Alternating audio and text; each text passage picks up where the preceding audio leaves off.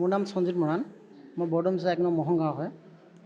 উক্ত দিনা সিদিনাখনি ভোটাৰ কেন্দ্ৰত ভোট দিয়া দিনাখনে ঘটনাটো ঘটিলে। তাত প্ৰথমতে আমাৰ তাত আছিলে মতা লাইন, এনেকৈ লাইনত আছিলোঁ, ভোট দিয়া লাইনত আছিলোঁ।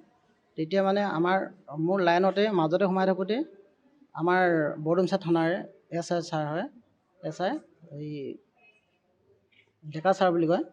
ডেকা ছাৰ মানে মোক টাৰ্গেট কৰি কিনে প্ৰথমতে উচতনি ভাৱ এটা দিয়া নিচিনা প্ৰথমতে দিলে।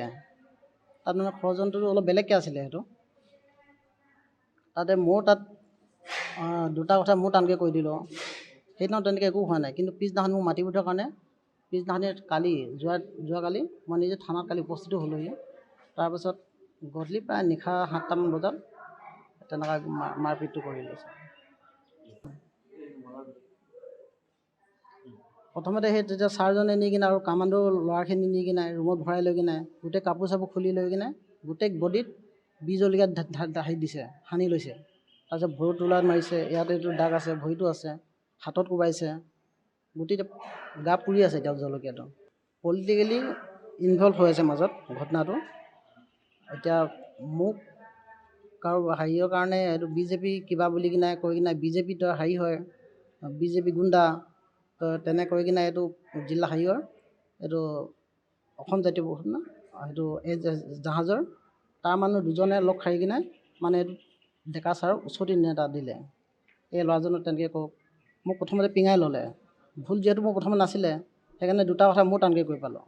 হয়, যোৱা 2 তাৰিখে ইলেকশ্যনৰ দিনা 1 নং মহং জিত বৰা মধ্য ইংৰাজী বিদ্যালয়ৰ ভোটগ্ৰহণ কেন্দ্ৰত মোৰ দাদাই ভোটদান কৰিবলৈ ৰৈ থকা অৱস্থাত যিহেতু মই প্ৰত্যক্ষদৰ্শী নাছিলোঁ, মই তাত নাছিলোঁ, গতিকে আৰক্ষী বিষয়াজনৰ লগত এটা তৰ্কাতৰ্কিত লিপ্ত হয় লাইন পতা নপতাক লৈ।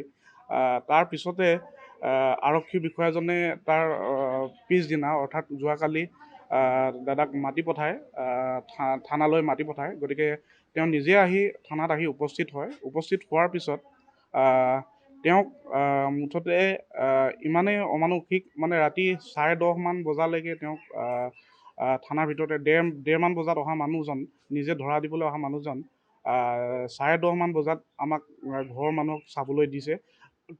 প্ৰথম অৱস্থাত ঘৰৰ মানুহক আমাক চাবলৈ দিয়া নাছিলে। আমাক মানে দাবী ধমকি দি থানাৰ পৰা খেদাই পঠাইছিলে। যদিহে মানে ইয়াত থাকোঁ তেতিয়াহ'লে চবৰে নাম লিখি থ'ম, কোনে কোনে আহিছ বুলি কলিতা নামৰ SI ছাৰজনে তেওঁ মানে দাবী ধমকি দি আমাক যিসকল লোকে পৰিয়ালৰ লোক খবৰ কৰিবলৈ গৈছিলে বা তেওঁক চাবলৈ গৈছিলে সেইসকলক দাবী ধমকি দি থানাৰ পৰা খেদাই পঠাইছিলে। তাৰপিছতে আমি নিজ চকুৰে আমি মানে দেখিছোঁ বা শুনিছোঁ যে আমি বাহিৰত থানাৰ সন্মুখত ৰৈ থকা অৱস্থাত OC নে কোন এজন বিষয়াই ভোট জলকীয়া খুজি পঠোৱা, চিঞৰি ভোট জলকীয়া এটা দুটা আনক তেনেকুৱাকৈ কৈ খুজি পঠিওৱা আমি শুনিছোঁ বাহিৰত থিয় হৈ থকা অৱস্থাত। তাৰপিছত যেতিয়া আমাক উলিয়াই আনিলে মেডিকেলৰ পৰা ট্ৰিটমেণ্ট কৰি আনি কিনে আমাৰ পৰা শপতনামা লৈ, যিহেতু এৰি নিদিয়ে নহ'লে, শপতনামা লৈ যেতিয়া এৰি দিছে, তাৰপিছত আমি যেতিয়া ঘৰলৈ আনি দেখিছোঁ তেতিয়া তেওঁকতো পানী খাবলৈ দিয়া নাছিলে। পানী যেতিয়া আমি ভাত খাই পিছত যেতিয়া দাদাই মানে মুখখন ধুলে, তেতিয়া গোটেই সমস্ত মুখত মানে পুৰণি আৰম্ভ কৰিছে, গোটেই গুটি মুখত অৱস্থা বেয়া। আপোনালোকে ফটোবিলাক দেখিবলৈ পাব।